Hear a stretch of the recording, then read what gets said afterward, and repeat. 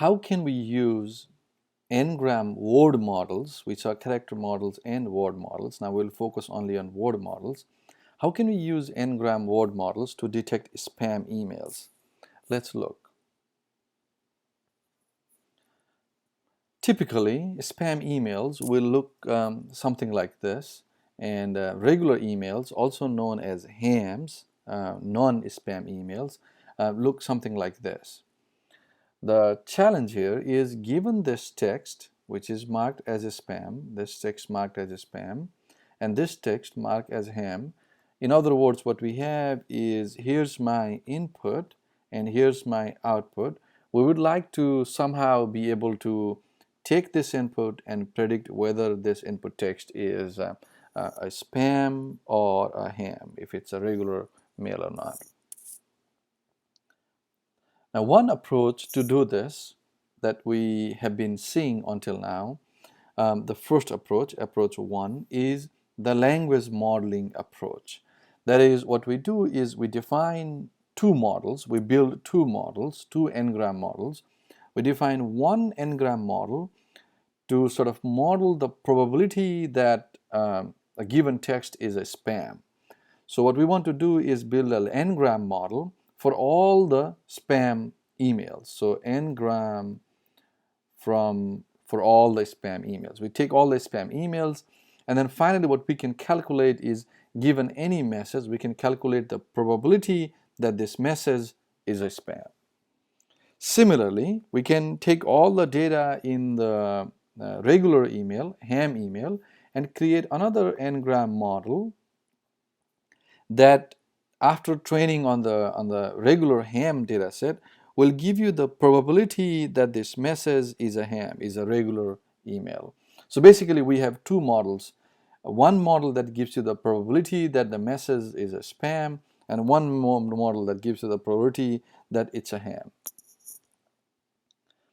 Now, once we have these two models, we can use Bayes' rule to calculate the probability of whether an email is a spam or not. So how can we do that? By using Bayes' rule, we can say that the probability of the message being a spam or ham is the max, argmax, of the probability that the message belongs to one of the two classes. So we have two possible classes, spam or ham. What we want to calculate is, given this message, what is the probability that the message is a spam? Given the same message, what is the probability that the message is ham? And then whichever has maximum probability is the class of our choice. So using Bayes' rule, this can be broken into probability of C given message is probability of message given C times PC. So this is what we already have from our models. Since C can be spam or ham, so we have these two from the two models that we built earlier. And this PC, that is probability of individual classes, that is probability of spam and probability of ham, can be simply calculated by counting the total number of spam and ham messages. We can simply estimate that, and once we have that, we can either normalize it in any way and then use that as a probability that any given message is spam or ham. So in this way, we can sort of predict whether a given email is a spam or a ham. The next approach, approach 2, is to use machine learning, something like neural networks, to do spam or ham classification. To apply machine learning, something like neural networks, what we will need to do is represent the message as a set of feature value pairs and then apply classification algorithm. It could be any algorithm, random forest, neural networks, to feature vector X. So what we want to do is build X and Y from our email data set. And one candidate of input features are the n-grams alone. In other words, we can look at the words, pair of words, a triplet of words, or so on. One good example is a unigram model. So say, for example, I have my email like this, and here's my email text. What I can do is list out all the possible words in that language, word 1, word 2, word 3, all the way through word n. And then in this email, count how many times word 1 occurs. Let's say this is my first email, email 1, and let's say word 1 appears 2 times. Word 2 appears so many times, and let's say word n appears 8 times. And then I know that this is a spam, this is not a spam email. So then I'll mark my output, this will be my output label in my table, as a 0. Similarly, I look at the second email, count word 1, all the words, and word n, and if this is a regular ham email, then I will mark this spam as I'm sorry, so this means this is not a spam, and let's say this is a regular spam, so this will be marked as 1. So what we basically have is a table that has all our data.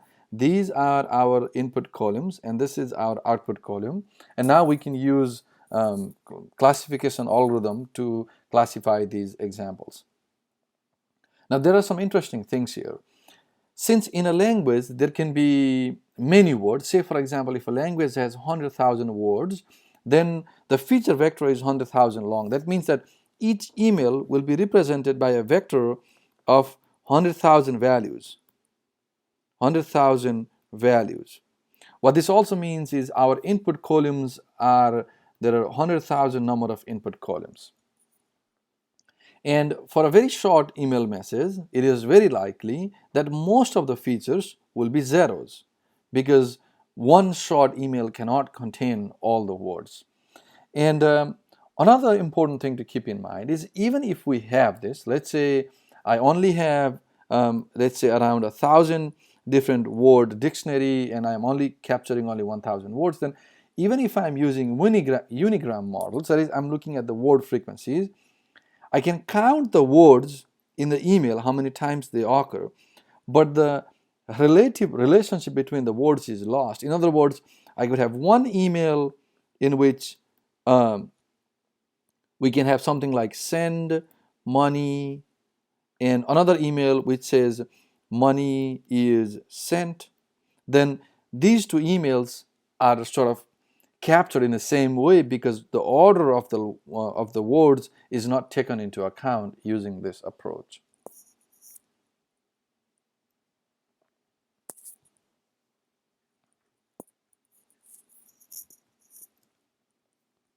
Now, instead of using unigrams, instead of using one word at a time, we can use 2 words at a time or 3 words at a time. If we do that, the number of features is squared or cubed, because if I'm looking at every pair of possible words, then if I have 1,000 word dictionary, then now my number of input features becomes 10 to the power 6. Now when we have so many features, it can be expensive to run algorithms with this large feature set. And to resolve this, what we need is something known as feature selection.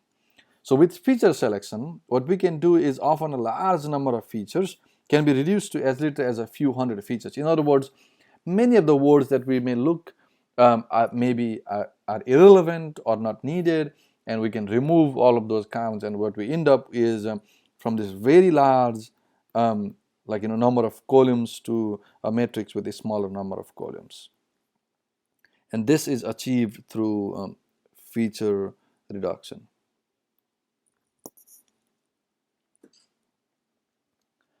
Currently, we can detect spams with the accuracy of 98 to 99%. Now, the question is this true, and why? If it is true or if it is false, why? So here are some interesting things to look at. Say, for example, we have an email, right? And email. And let's say when we mean that we have an accuracy of 98% or 99%, then out of 100, maybe 1 email or 2 emails get misclassified. Now, if I have a regular ham email, and if this gets classified as a spam email, that'll be a problem. If I have a spam email, and this gets classified as a ham and comes to my inbox, that's okay. I can delete it, right? But if a regular email goes to a spam folder because your machine learning model had 99% accuracy, but sometimes made a mistake, this will be a big trouble. This will be a big trouble. So for this reason, even having this accuracy of 98 to 99% is not good enough for this problem. We want as high accuracy as possible. In particular, our model should never make a mistake for any ham messages, even though it may make mistakes for spam emails. Now also, say for example, I collect data from, let's say, 2018 and I train a model. Will this work for the problems in 2020? Probably not, because these people who create spam emails will continue to adapt their spam emails and make them harder and harder for the older algorithms to classify. So our overall approach also has to be adaptive. In other words, we need to keep collecting data, keep classifying, and keep learning from the mistakes, learn from mistakes that the algorithm makes. And this we can help by marking our emails as junk. So every time we classify, we delete our email. If we know it's a spam email, instead of deleting it, if we throw it into the junk folder, many of the email classification algorithms then learn that these such emails are spams, and they will do better jobs next time. A minor note about applying machine learning for email classification is that what we discuss now is something known as one-hot word vectors. That is, given an email, we translate into a vector of word frequencies. Now, these are historically very frequently used in machine learning, but these days, particularly in deep learning, an alternative known as word embeddings is very frequently used, which is more accurate and more powerful than one-hot vectors. But despite the presence of word embeddings, it is useful to study n-grams because they are also powerful and they are an unavoidable feature engineering tools, particularly when using a very lightweight or shallow text processing model such as logistic regression or random forests.